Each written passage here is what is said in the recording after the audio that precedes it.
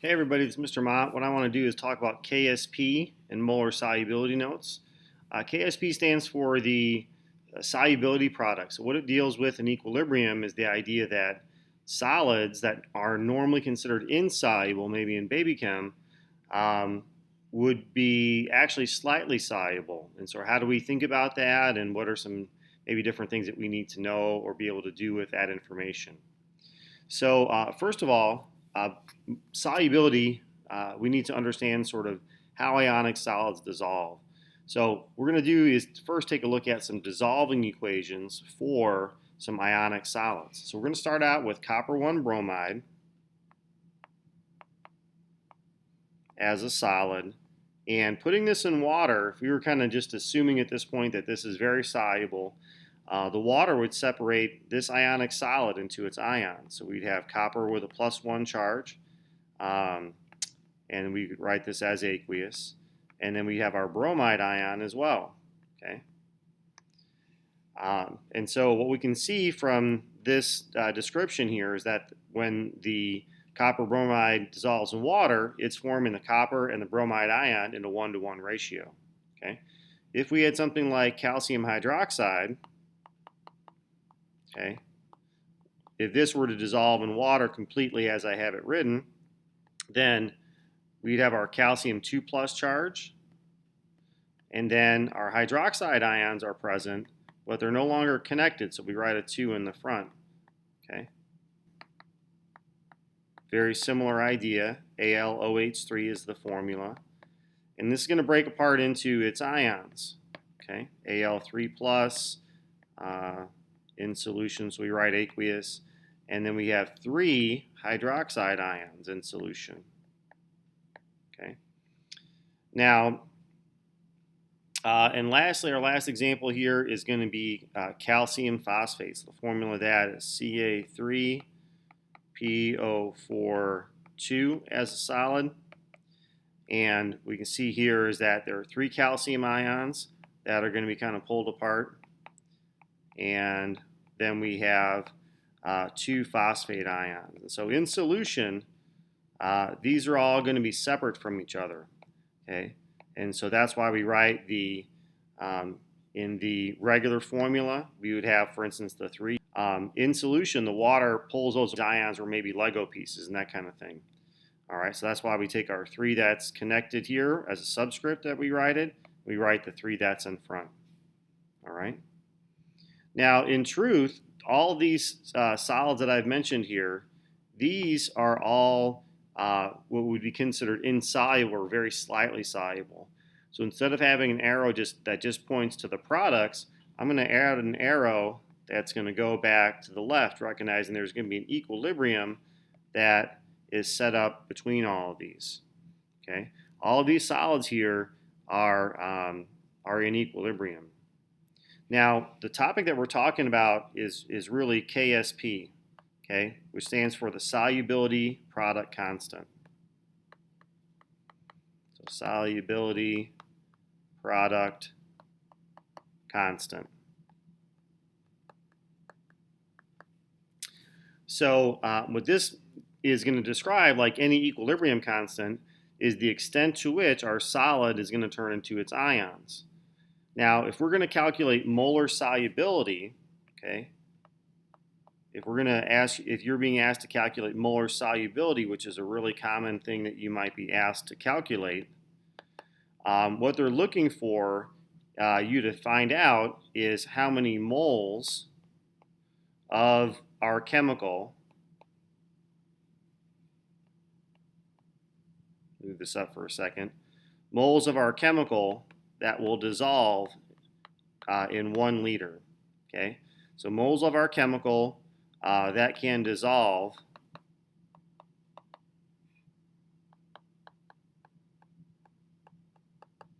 in 1 liter. Okay, so basically you're going to be calculating a molarity with this. Okay, so how does that work? Well, let's build upon our equation that we've written.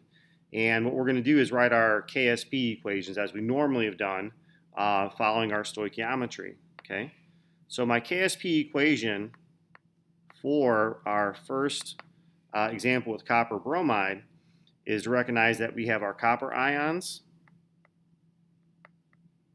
and we have our bromide ions. Okay. Now, these are formed in a 1-to-1 ratio, and stoichiometrically, this is a 1 and this is a 1. Now, typically you don't write that in there, but just because we're sort of learning that process, that's what we would do. For our Ksp equation for calcium hydroxide, we've got our calcium ion, and then we have our hydroxide ion. Now, our hydroxide ion is raised to the second power. There's 2 hydroxide ions for every 1 calcium, so we're going to raise our concentration to the second power as we normally would. Notice that I'm not including the solid in there because solids the solids that we're starting with, these don't impact equilibrium. Their concentration is considered constant. Okay. And we can do that for our other equations as well. So I'm making the aluminum and the hydroxide ion, okay? And so we'll write those in there as our concentrations. And we're going to raise our concentrations to the power that's represented in the stoichiometry. So there's 3 hydroxides. I'm going to raise my hydroxides to the 3rd power. And we'll do the same thing for our calcium phosphate. So we have our calcium ions. Okay. Now, because there are 3 of them, that's not what I should be looking at, actually. I shouldn't be looking at that. I should be looking here. Because there are 3 calcium ions, I'm going to cube our concentration there. And then I've got my phosphate ions as well. And we have 2 with that. Now, so at this point, we've been studying equilibrium, and we're just kind of introducing a new idea that applying it to insoluble solids. Okay. Now, and so we have our dissolving equation that we kind of now turned into an equilibrium because we understand that these solids are only very, very slightly soluble. So we write once we have an idea about equilibrium, we can write our equilibrium expression. So all of that is a bit of a review. Now in molar solubility, okay, whenever we're dealing with molar solubility here, and we want to be able to calculate molar solubility, the Ksp is going to be a known value. Okay, so if I'm going to be asked to calculate the molar solubility of copper 1 bromide, you're going to be given the Ksp. And what you're going to solve for is a variable. Since we don't, since we have Ksp, we're going to be substituting in a variable for each of these ions. Okay. Now, the idea behind Ksp, okay, we said that the Ksp is going to be a known value. That's going to be given to you. The ratio of the ions, even though these are different ions, the ratio of the copper and the bromide is that if for every 1 mole, for every 1 copper ion, let's say, you're going to produce 1 bromide ion. So in terms of substituting in a variable, we're going to substitute the same variable in there, which is x. Okay, simplified, it would be x squared. So to be able to solve for the molar solubility, again, you would be given Ksp, that's going to be a given, and then we would just take the square root of it to find what x is. And we'd solve for what x is, and that'd be your molar solubility. It would also be the concentration of the copper ions, and which would also be equal to the concentration of your bromide ions. Okay. For calcium hydroxide, again, thinking about that we're substituting the same sort of variable in, we're going to be substituting x in because for our calcium ion.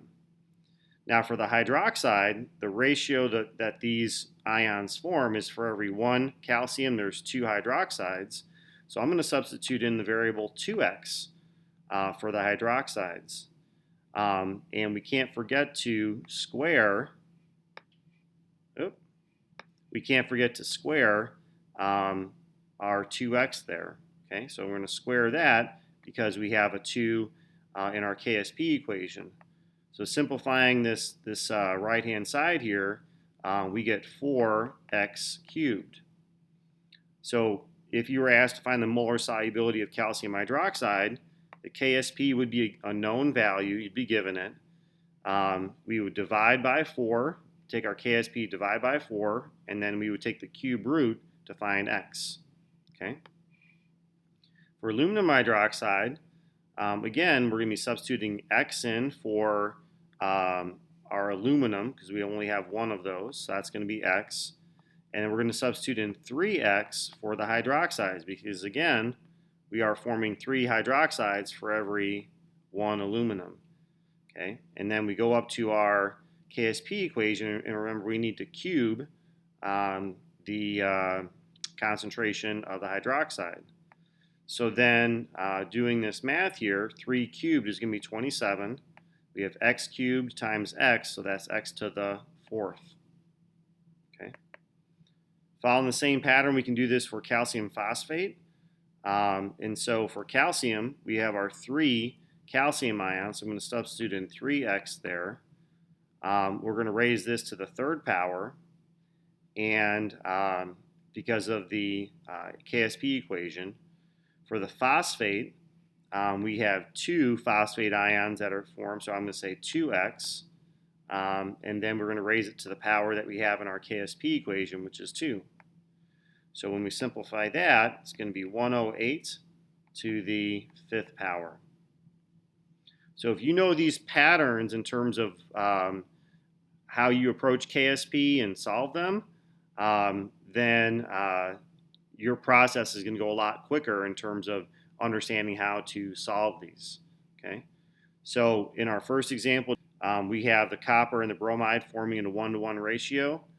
You're going to set your Ksp value equal to x squared and solve for x. If you're in a 1-to-2 ratio, like we have here in calcium hydroxide, you're going to set your Ksp value equal to 4x cubed.